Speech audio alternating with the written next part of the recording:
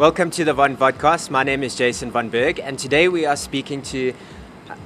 Are you the fourth trial Castaway to be voted off?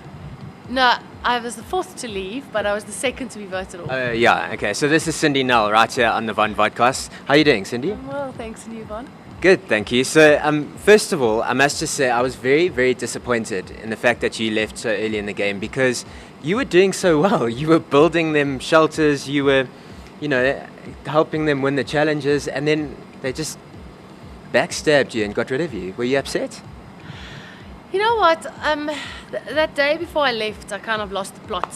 I was just, very emotional, and I was on a complete, I don't know what was going on with me, I think that place messes with your head.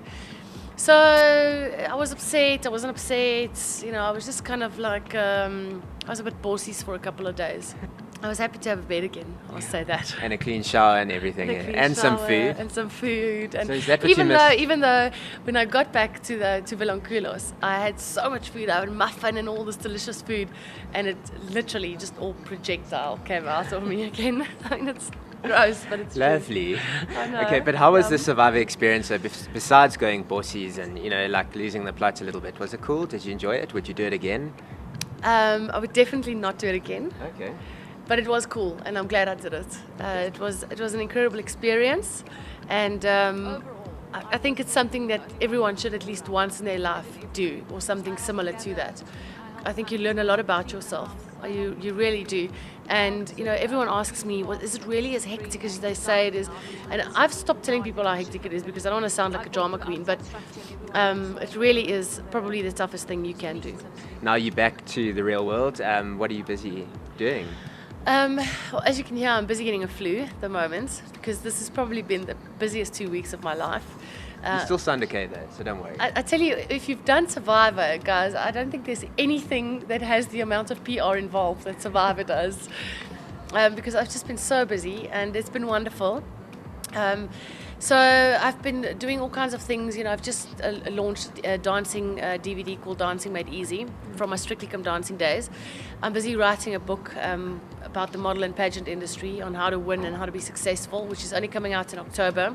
I've got my own businesses, as many people know. I've got a self-tanning range, which is available in Click stores called Caribbean Tan, as well as in salons professionally.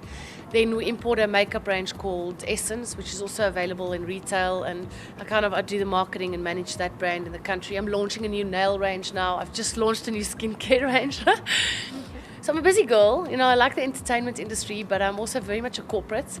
It's almost like I've got two lives, and sometimes I get a bit confused between the two because in the one, everything's glamorous, and the other one, you put your sneakers on and you run and you work. So I keep busy, and I pretty much like everything that's going on, and I'm always keen for new opportunities and new things. Not that I can really fit anything in at the moment, so maybe next year. I'm interested to hear more about this book because you were at Audi Joburg Fashion Week and you modeled again, and you've won Miss South Africa. So do you have any just short tips for some of the people that might be watching this who want to do what you've done or what you've achieved? You know what, I really am without giving too much away from the book. No, there's so much I'm quite happy to give tips. I'm really a veteran in the industry. I started modeling when I was about 12. I did my first international modeling. I moved to Italy when I was 16. And this is a part of my life that not a lot of people know because I was never an FHM girl here. I was doing runway work in Italy and so on. And then obviously I entered for Miss South Africa, and that's where a lot of people know me from when I was 21.